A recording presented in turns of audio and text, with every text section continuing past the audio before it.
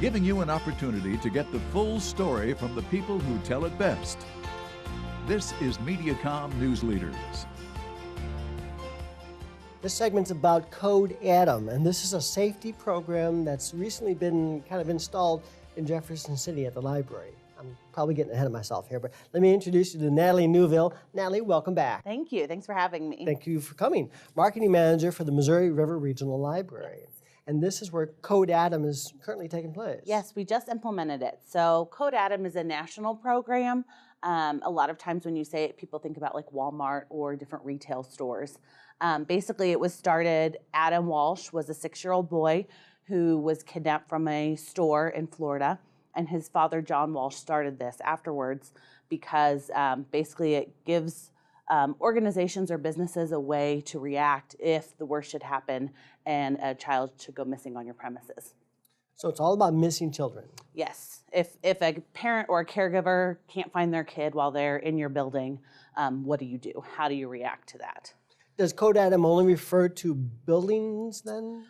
It would be the properties, yeah. So basically how it works is if a parent or a caregiver comes up to one of our staff members and says, you know, I can't find my kid, then we have procedures.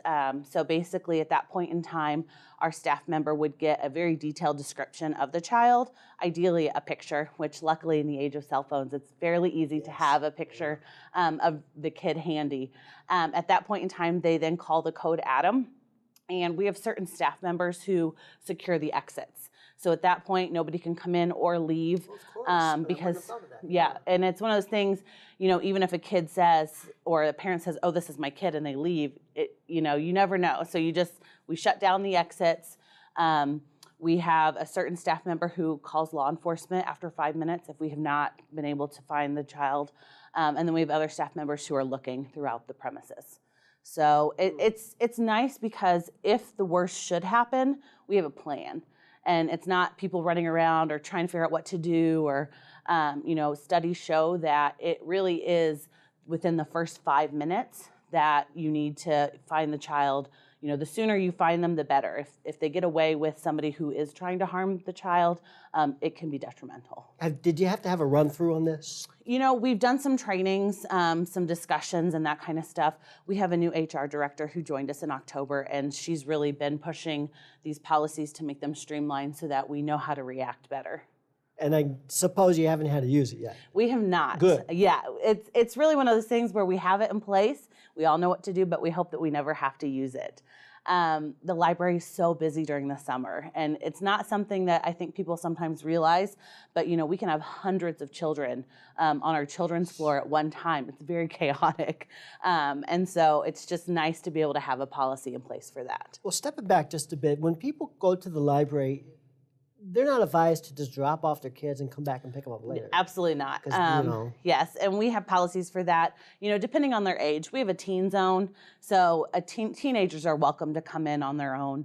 We have a space for them with video games and board games, and it's kind of like a no adults except for whoever's monitoring it, which is nice because it gives them a place to go. But yeah, small children, elementary age children, they are not to be there alone. So yeah, because you don't want something like this to take place. Absolutely, yeah. And you know, it just becomes one of those things where we're monitoring children instead of, you know, doing the other services that we have. So it's a safety thing. So how long has this been in place with the Missouri River Regional Library now? So we put it in place about a month ago. So it's very new. Have you got any feedback yet? And what about the people who come into the library? Do they find out about this before they come in? Yeah, so we have a decal on our front entrance, and it just says Code Adam. So if you know what Code Adam is, then you know that we participate in it. And that's something, again, like if you go to Walmart or Old Navy's another one that has a lot, like they'll have it on their windows as well. And so we have posters up that kind of line out the procedures and what would happen if your child is missing. Luckily, again, we haven't had to use it yet. We hope we never do have to use it. But we want everyone to be informed that this policy is in place so they know if you can't find your child at the library, notify a staff member immediately so we can get the process started. Yeah, it's good to know it's there. It is. And law enforcement, you know, you think, oh, should I call, should I not? They would much rather us call and then find the child and call them back and say it's fine than wait too long and something really bad happen. So if a Code Adam is declared at the library, do the officials have to show up in the first place? They don't know until we call them. But I mean, do they need to call them? It's after 5 minutes, right? Yes. So after 5 minutes, which you think about talking to a parent, getting a description, calling the code Adam, it's probably been about 5 minutes by that point in time. So as soon as the doors are secured, that's when we would go ahead and call law enforcement.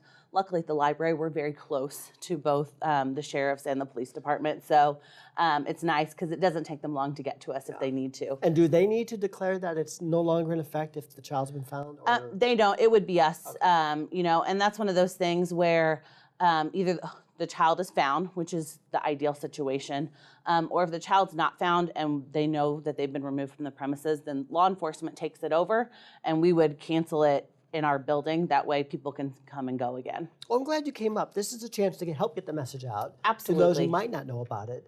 Yes. Next time they visit the library, which, you know, summertime is a very busy time for you all. It's so busy. You know, we have summer reading, which a lot of people think is only for small kids. It's for all ages. So adults can get prizes and free books, and teenagers, and so many programs and activities. And, you know, we have concerts coming up in August, and it's just, it's a very busy time. We kind of joke that we really want to be the community's living room. We want people to come and hang out and socialize and use our resources. We have air conditioning, so when it's 1,000,000 degrees outside, it's a nice, comfortable place to be. Okay, more information at mrrl.org. The library is in Jefferson City, the Missouri River Regional Library. Thank you. And look for Natalie when you're there. Yeah. Natalie Newville, thank you. Thank you so much.